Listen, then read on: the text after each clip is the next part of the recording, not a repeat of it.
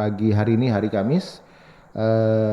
Topik kita yang akan hadir bersama Anda di kesempatan pagi hari ini yaitu tentang semangat persatuan dan ibadah di awal tahun 1445 Hijriah ya.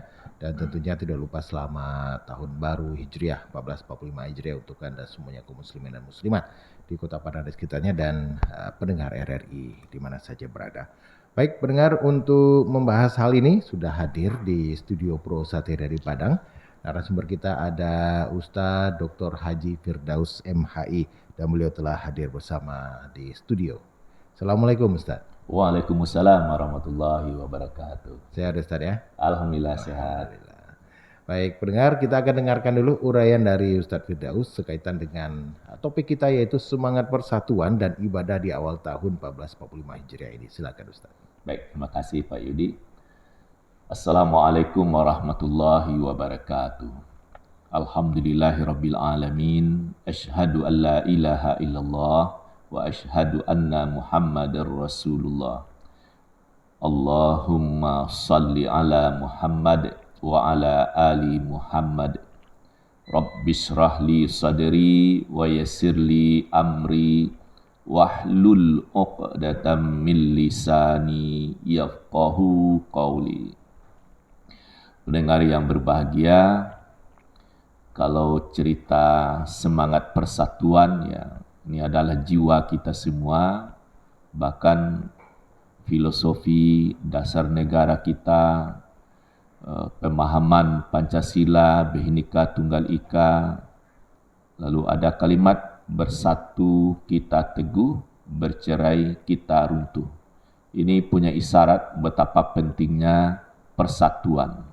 Ya, satu ide, satu langkah, satu program untuk kemajuan keutuhan bangsa, keutuhan rumah tangga. Karena rumah tangga itu adalah menciptakan bahagia lahir dan batin. Dari rumah tangga yang ada itu melahirkan masyarakat yang utuh ya. Tapi ada saja misalnya rumah tangga yang tidak utuh akan berakibat juga kepada masyarakat lainnya. Jadi didasari dengan persatuan. Lalu disebut kata ibadah, kita bersatu dalam beribadah, baik waktu, bacaan, arah, tempat, bahkan sampai kepada hari, bulan dan tanggal kita bersatu. Baru saja kita lalui. Kalau sekarang kan tanggal 2 Muharram 1445. Kalau kemarin kan libur ya Pak Yudi, libur nasional tanggal 1 Muharram. Berarti kita benar-benar suasana tahun baru 1445 Hijriah. Persatuan mana? Alhamdulillah secara nasional kita bersatu dalam menetapkan tanggal 1 Muharram. Kenapa bisa bersatu? Tidak ada perbedaan. Karena Allah takdirkan begitu. Perjalanan matahari dan bulan itu sudah ada hitungannya. Jadi tidak perlu dimusyawarahkan kapan tanggal 1 Muharram itu.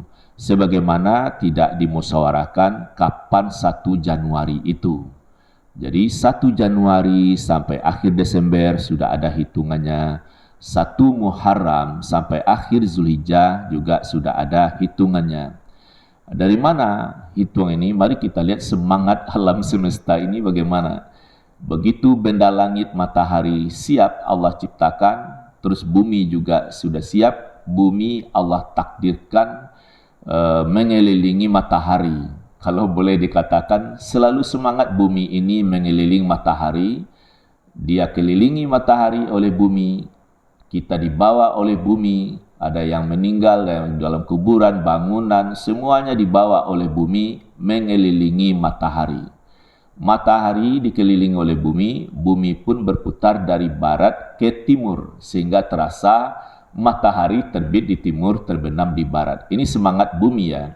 Itu sudah ada ketetapannya.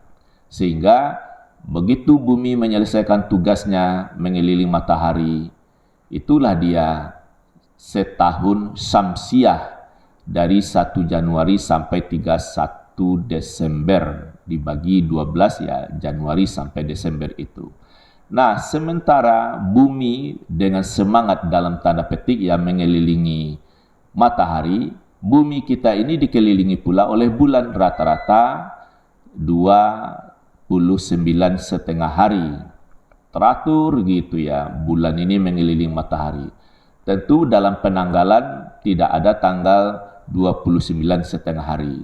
Jadi penanggalan dalam tahun Hijriah itu 2930 ya. Sebanyak 12 kali. Itulah dia 1 Muharram sampai akhir Zulhijjah. Nah, masing-masing 12. Ini isyarat bisa ditangkap melalui surat At-Taubah ayat 36. Inna iddatash syuhuri indallahi 12 syahram fi kitabillahi yauma khalaqas samawati wal arda minha arba'atun hurum. Sesungguhnya bulan itu di sisi Allah adalah 12. Kalau disederhanakan, Allah takdirkan setahun itu 12 bulan, baik setahun Syamsiah maupun setahun Qamariyah, Masehi atau Hijriah ya. Nah, lalu kita di bumi ini harus mencontoh bagaimana semangat alam semesta bekerja atas perintah Allah Subhanahu wa taala. Kita harus juga mengambil inspirasi di bumi ini. Mari kita bekerja dengan semboyan amal usaha. Amalan itu sebenarnya juga usaha. Tapi kata amal ini, bagaimana usaha itu mengandung nilai ibadah. Apa saja yang kita kerjakan harus bernilai ibadah. Maka mulailah dengan Bismillahirrahmanirrahim. Artinya apa? Dengan izin, perlindungan, kasih sayang Allah, bisa melanjutkan pekerjaan. Nah, begitu selesai atas izinnya, atas kemudahan, perlindungannya itu, akhiri dengan Alhamdulillah. Segala puji bagi Allah yang telah membantu bisa menyelesaikan tugas demi tugas. Sehingga dari awal sampai akhir itu bernilai ibadah. Ya, itu secara umum demikian. Nah, lalu kita bersatu dalam penetapan 1 Muharram, hari Rabu tanggal 19 Juli. Mari momen ini kita ambil, kita bersatu ya, karena juga diperintahkan ya. Wa'tasimu bihablillahi jami'an wa la tafarraqu. Berpegang teguhlah kamu kepada tali agama Allah, aturan-aturan syariat yang Allah tetapkan. Jangan bercerai-berai. Nah, kalau berbeda pendapat dalam satu masalah boleh kembali kepada Al-Quran dan Sunnah. Kalau filosofi di ranah Minang, kalau kusui kembali ke pangka, kalau karuah bisa dijaniahkan dan seterusnya. Pokoknya di bawah rembuk bermusyawarah, duduk bersama, sehingga yang kusut jadi selesai, yang keruh bisa jadi jernih dengan alam dada yang lapang ya. Ini semangat kebersamaan. Terus semangat kebersamaan ini juga duduk surang basampit-sampit, duduk basamo balapang-lapang. Bagaimana memahaminya? Kalau sendirian itu daya pikir kita kan terbatas. Tapi kalau bersama ada ide-ide, lalu semangat kebersamaan muncul ide-ide brilian, lalu dicatat, dibahas. Dari sekian ide-ide yang cermelang itu, inilah yang dijadikan tujuan atau gerakan kebersamaan. Sehingga kemajuan itu bisa didapat. Sehingga apa? Hendaklah ada di antara kamu segolongan umat yang selalu menyeru kepada kebaikan, mencegah kepada yang mungkar, dan hendaklah bahwa kamu adalah manusia atau golongan pertengahan, golongan yang baik. Jadi kita dalam kebersamaan, dalam persatuan itu, ya dalam bimbingan jalan yang benar. Tidak boleh terlalu proaktif, namanya saja terlalu.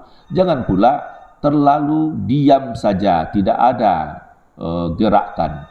Jadi ambil sikap pertengahan. Tapi walaupun sikap pertengahan bukan pula bermakna sedang-sedang sajalah, tidak usah dimaksimalkan. Kita dibimbing dengan kalimat fastabiqul khairat, berlomba-lombalah dalam kebaikan. Maksudnya apa? Dalam berbuat baik menjadi terbaik di antara yang baik-baik. Kalau hanya standar baik, tidaklah terlalu sulit. Sudah elok, ya baik. Sudah rapi, sopan, ya sudah baik. Bangun komunikasi dengan bagus, sudah baik. Tapi bagaimana menjadi terbaik di antara yang baik-baik? Maksudnya apa? Hari ini, tahun kita, tahun baru ini, lebih baik daripada tahun sebelumnya. Di tahun depan, kita upayakan lebih baik daripada tahun sekarang. Inilah makna semangat, dan itu akan terasa lebih maksimal kalau dalam kebersamaan ataupun dalam persatuan. Lalu kunci berikutnya, namanya kita dalam kebersamaan, tentu ada beda pendapat. Nah, disinilah kita harus terampil mendengar, terampil menyimak, dan terampil pula menahan diri. Tidak semua ide kita harus diterima. Dan tidak pula ide orang itu banyak salah. Misalnya kalau berbeda partaikah, berbeda latar belakang pendidikan, karena Allah takdirkan kebaikan-kebaikan atau keunggulan-keunggulan pada diri masing-masing. Asal dibangun dalam kebersamaan, dia akan muncul kekuatan dan seterusnya. Saya kira ini untuk pengantar, Pak Yudi. Tentu mari kita bahas bersama dengan pendengar kita. Dikembalikan pada Pak Yudi. Ya, baik. Dan mendengar, untuk Anda yang ingin bergabung, silakan melalui line telepon 0751 812 878. Assalamualaikum. Waalaikumsalam, Bung Yudi. Ya, dengan siapa di mana ini? Dengan Pak Arbet di Lubuk Buaya. Arbet di Lubuk Buaya. Silakan Pak Arbet. Terima Bung Yudi. Ya. Assalamualaikum Pak Dekan. Waalaikumsalam warahmatullahi wabarakatuh, Pak Arbet. Ya. Jadi saya sempat menyimak sebentar tadi tentang bulan dan matahari untuk pedoman ibadah. Yang terpikir saya Pak Dekan, kalau perintah puasa disuruh melihat bulan. Kalau perintah sholat disuruh melihat bayang-bayang matahari. Benar. Kenapa tidak sama yang dah perintah kan gitu Pak Dekan? Karena saya kepikir bagi negara yang belahan buminya siang dan malam tidak sama, kan sangat-sangat berpengaruh untuk masuk salat.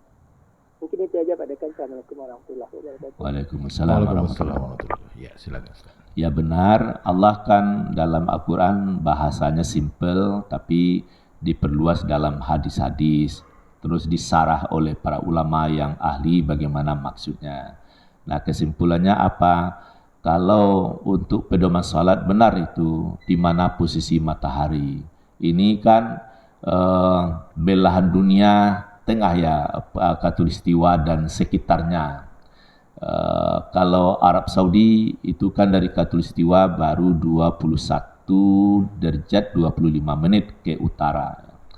Yang di tengah itu ya belahan dunia yang paling banyak atas nama negara itu Indonesia di Khatulistiwa. Jadi misalnya aqimis shalah, aqimis salata liduluki syams, ya dirikanlah salat setelah matahari tergelincir, ya, misalnya. Terus apalagi wasubhi idza tanafas, demi demi subuh apabila fajar telah memancar. Jadi memang salat dengan posisi matahari.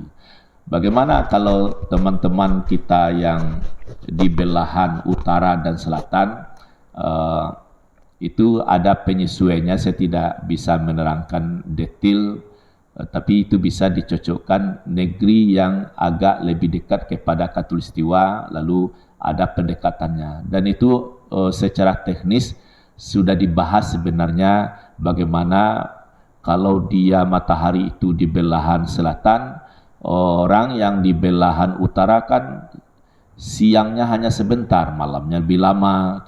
Nah, bisa juga berpedoman kepada posisi matahari seutuhnya. Begitu pula dengan berpuasa. Kalau misalnya musim panas di belahan utara, misalnya sekitar bulan Juli, Mei, itu kan puasanya lebih lama, siangnya lebih lama. Tapi tidak ada pula teraniaya hamba Allah gara-gara puasanya lebih lama, dan tidak pula misalnya terlalu mewah kalau musim dingin siangnya sebentar sehingga puasanya tidak terlalu lama menahan, tidak pula seperti itu. Jadi apapun kondisinya bisa. Nah, terus tadi itu ditangkap ya. Kalau berpuasa memang diperintah itu melihat bulan ya. Sumu li ru'yatihi wa aftiru li ru'yatihi, berpuasalah terus berhari rayalah kapan setelah melihat bulan. Nah, melihat bulan ini penafsirannya melihat betul-betul dengan mata kepala, apakah pakai teleskop, pakai teropong atau dengan mata langsung, itu disebut ru'yatul hilal. Tapi melihat juga dimaknai ru'yatul ilmi, melihat dengan ilmu pengetahuan. Itulah dengan metode ilmu hisab yang telah mengantarkan bisa menyatukan umat beribadah dari tahun ke tahun. Dan saya berkeyakinan sebenarnya untuk berpuasa, berhari raya itu bisa sama sampai akhir zaman, karena konsepnya sudah jelas, hitungan-hitungan matahari dan bulan itu sudah jelas ya. Nah, tapi tentu kita sangat menghormati dalam perbedaan pendapat ini. Misalnya sekarang 1 Muharram kan dengan perhitungan tidak ada perbedaan, tapi begitu ya, begitu juga misalnya 12 Rabiul Awal, 27 Rajab, kan tidak ada perbedaan karena hitungannya sudah jelas. Saya kira seperti itu. Mungkin sebagian sudah bisa terjawab pertanyaan Pak Albert ini, mungkin sebagian belum Pak Yudi, bisa diperdalam untuk selanjutnya. Ya, baik. Kembali untuk Anda yang masih ingin bergabung di line telepon 0751-812-878 atau melalui SMS dan juga WhatsApp, atau bisa juga melalui aplikasi RRI Playgo ya. Baik, kita ke WhatsApp. Assalamualaikum, selamat tahun baru 1445 Hijriah.